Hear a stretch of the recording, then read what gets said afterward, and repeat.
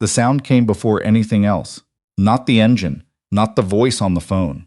Just the sound of the garage door lifting in the gray of a Tuesday morning the way it always did, the metal tracking up in sections with that familiar complaint of hinges that needed oil and never seemed to get it.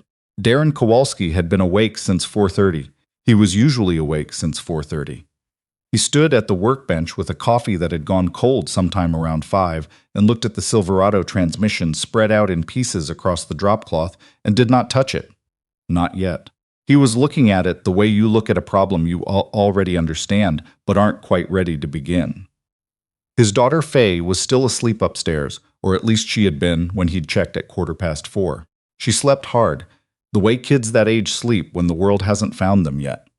Sideways across the bed, one sock on, the lamp still going because she'd fallen asleep reading. She was 9 years old. She read about reptiles. She had her mother's hair. Darren finished the cold coffee and set the mug down and reached for the transmission. That was the life. That was Tuesday in Harwick, Ontario. He hadn't always been here. There's a version of Darren Kowalski that still exists in the files of a design and engineering firm in Oakville.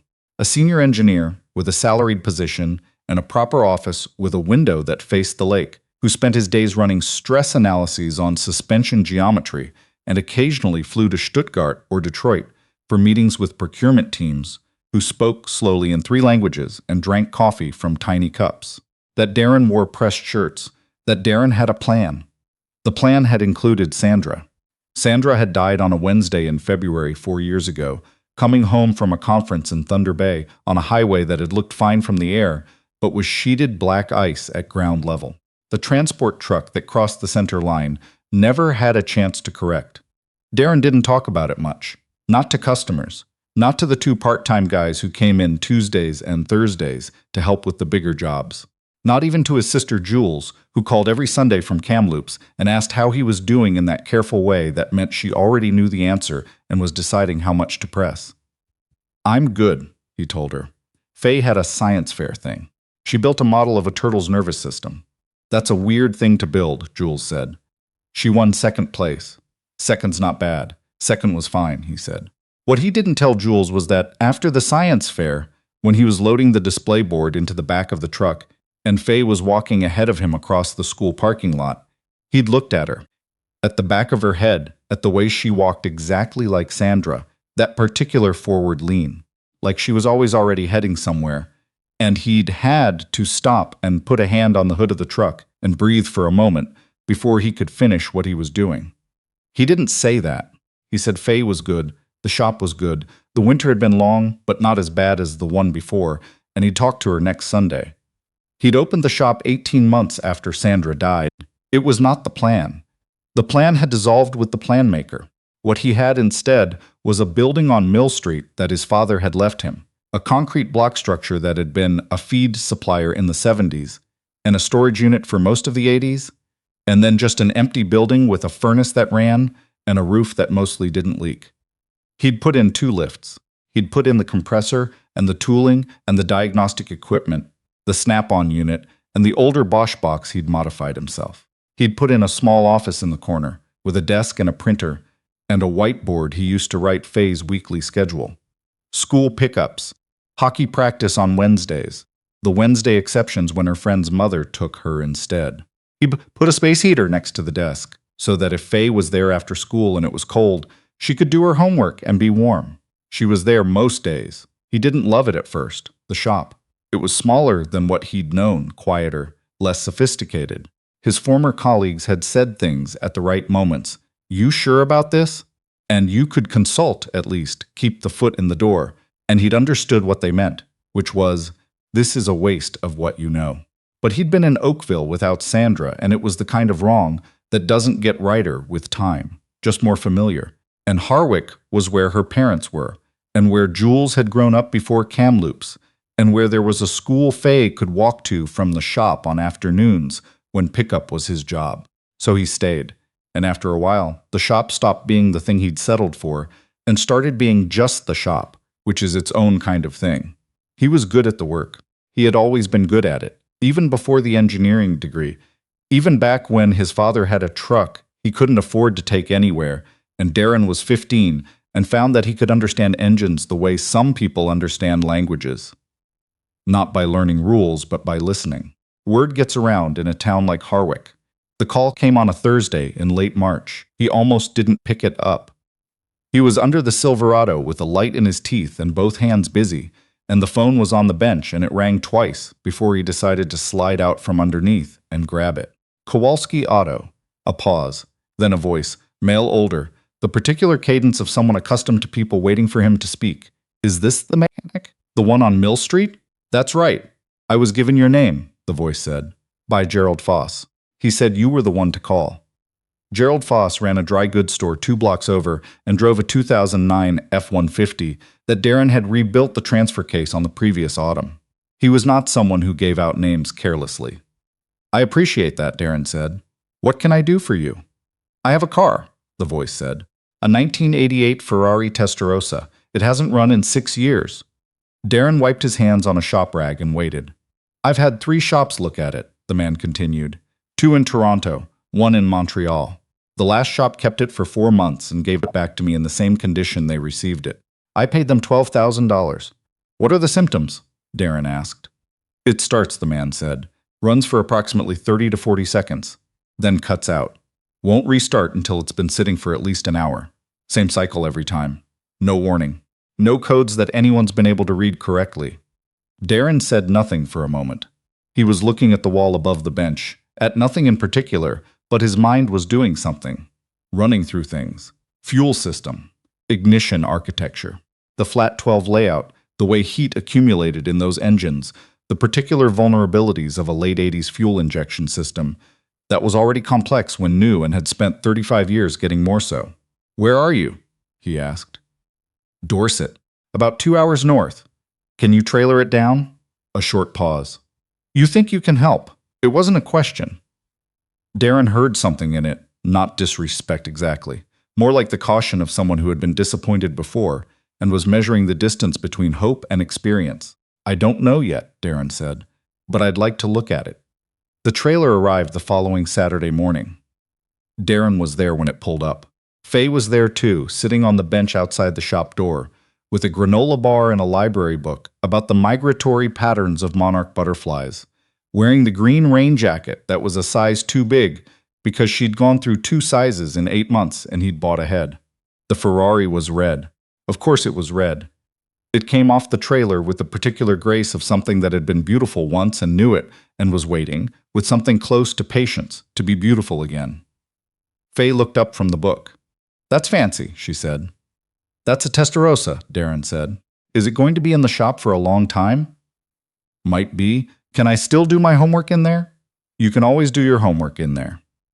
She went back to the book.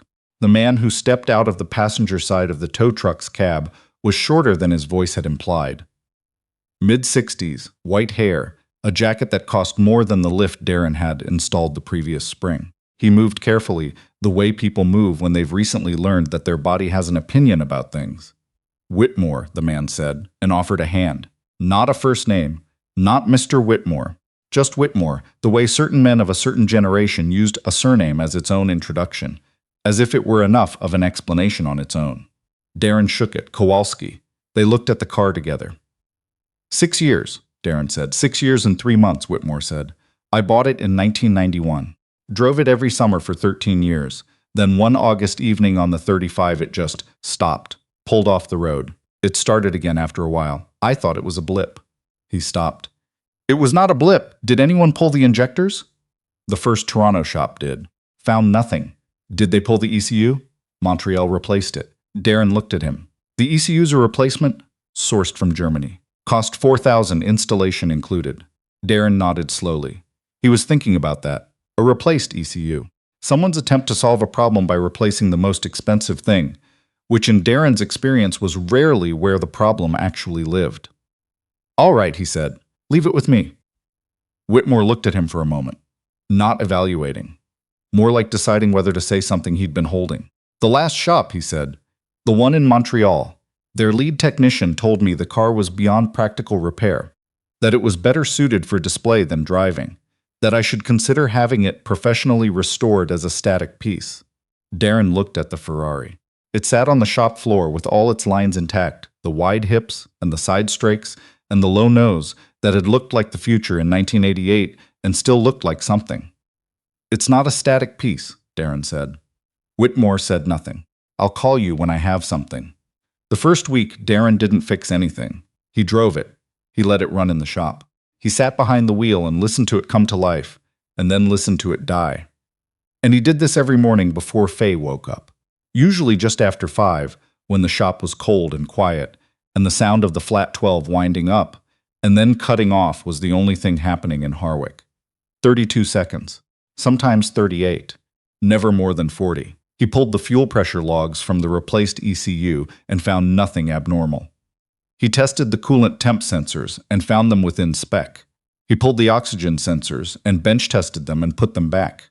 He went through the ignition leads and the distributor caps and the coils and found nothing that would explain a cutout that consistent and that repeatable. It was the repeatability that told him something. Inconsistent faults are gremlins, loose grounds, intermittent shorts, the kind of thing that hides from you. But this was clockwork. 30 to 40 seconds, every single time. Same pattern, same recovery. Something was reaching a threshold. He wrote that on the whiteboard in the office. Faye came in after school on the Wednesday and looked at it. What's the threshold? She asked. Don't know yet. Is it temperature? He looked at her. She was 9. She was reading about monarch butterflies.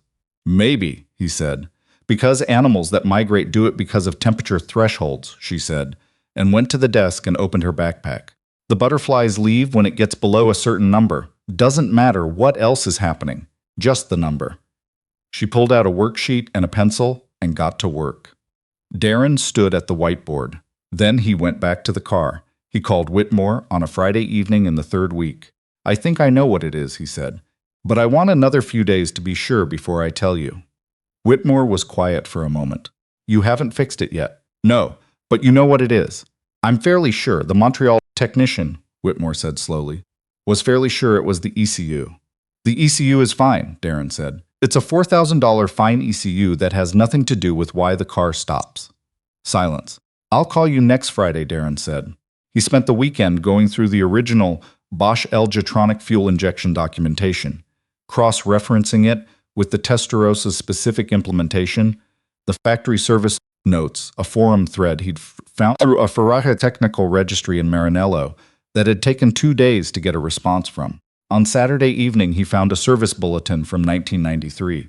Not a recall, just a bulletin, the kind of document that gets filed and forgotten, related to a specific batch of thermal cutoff relays in the fuel pump circuit.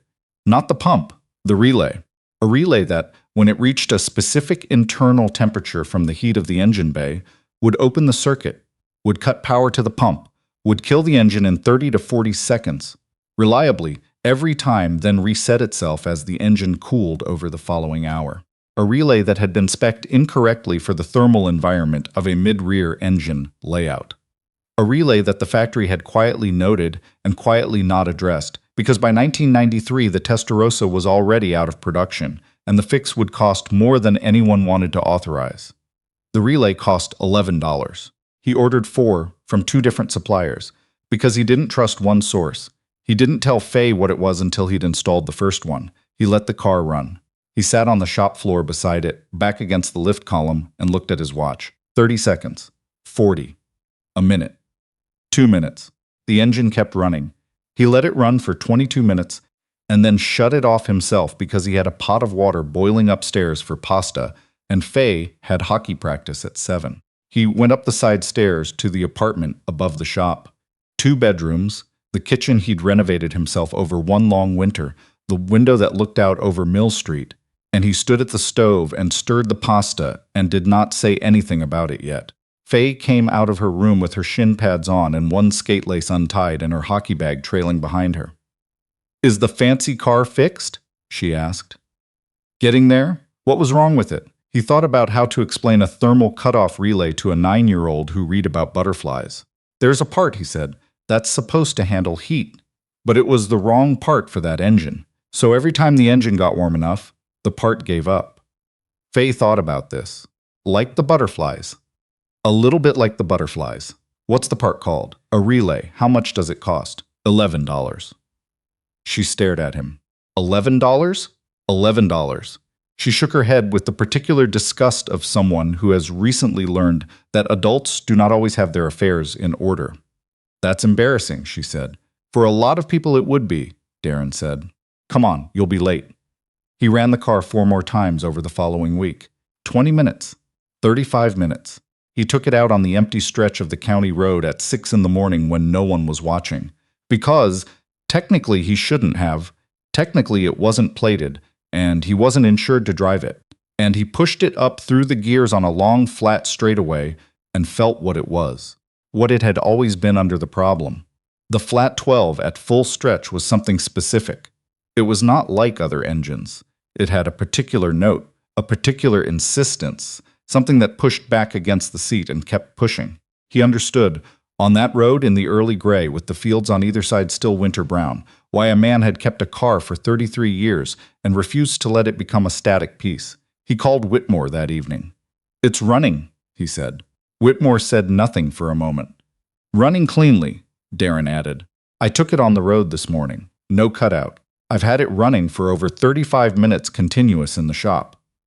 "The fault is resolved." What was it? Whitmore's voice had something in it that hadn't been there before.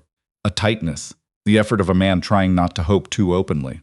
A thermal cutoff relay in the fuel pump circuit. The original was incorrect for the heat environment of this engine layout. It was reaching threshold and opening the circuit. Silence. "The relay," Whitmore said. "Yes, the relay. $11, Darren said, plus labor." A long pause.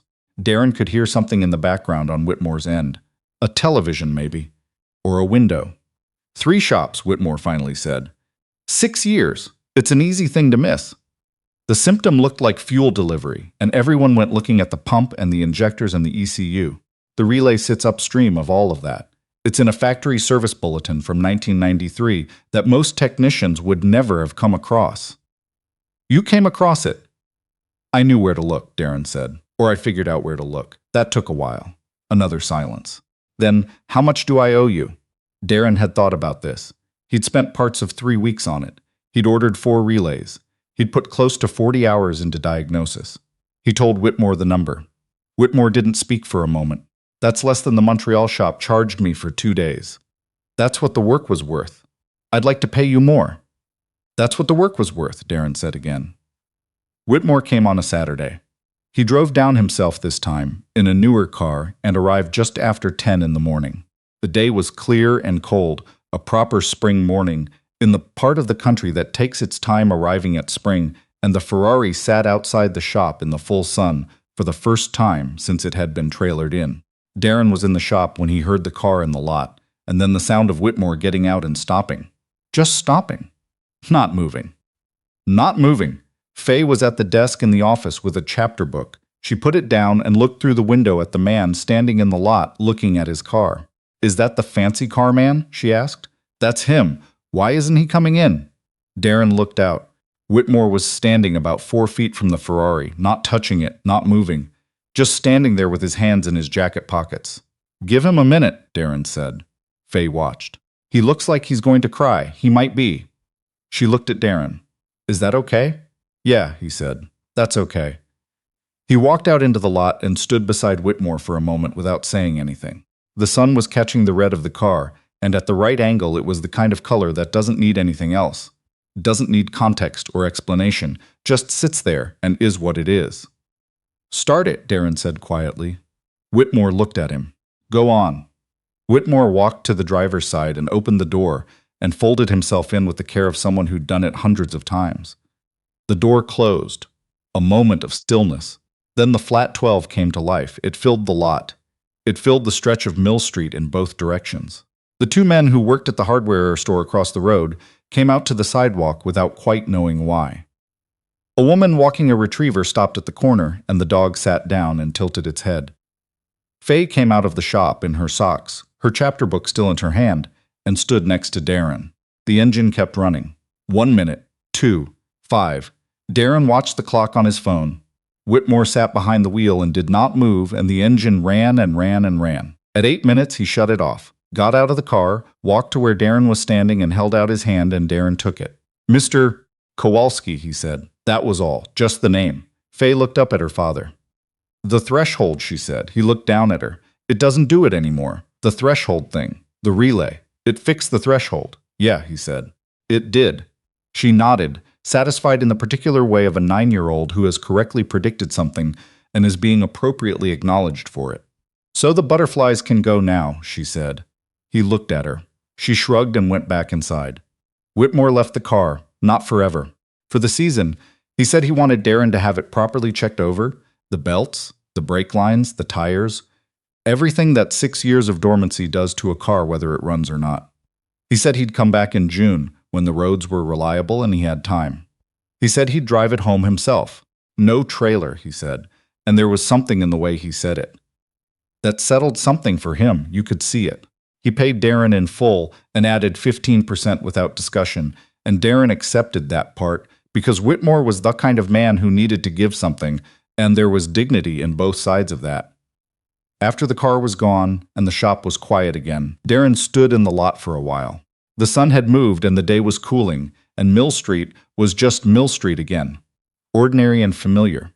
The hardware store and the dry goods and the coffee shop on the corner that closed at 2 because the owner had a kid in elementary school. He thought about Sandra. He did this in moments without structure, moments between things, and it was not always sad. Sometimes it was just present. The way she would have found the whole thing funny, the relay, $11. She would have said something about it. She would have said it with the kind of precision that made you feel both gently fooled and completely seen, and then she would have put the kettle on. He went inside. Faye was back at the desk with her book, and she'd put the space heater on, and the small office smelled like coffee from the pot he'd made that morning. Is he gone? She asked, without looking up. He's gone. Are you going to fix more fancy cars? If they come in. This one took a long time. It did. Was it worth it? He looked at the whiteboard. The word threshold was still up there in his handwriting, and below it a line of notes he hadn't erased yet. Yeah, he said. It was worth it. She turned a page. The shop was warm, and the afternoon came in through the window above the bench and lay across the floor in a long, pale strip. And somewhere on Mill Street someone was starting a truck, and outside the world was getting a little bit closer to spring.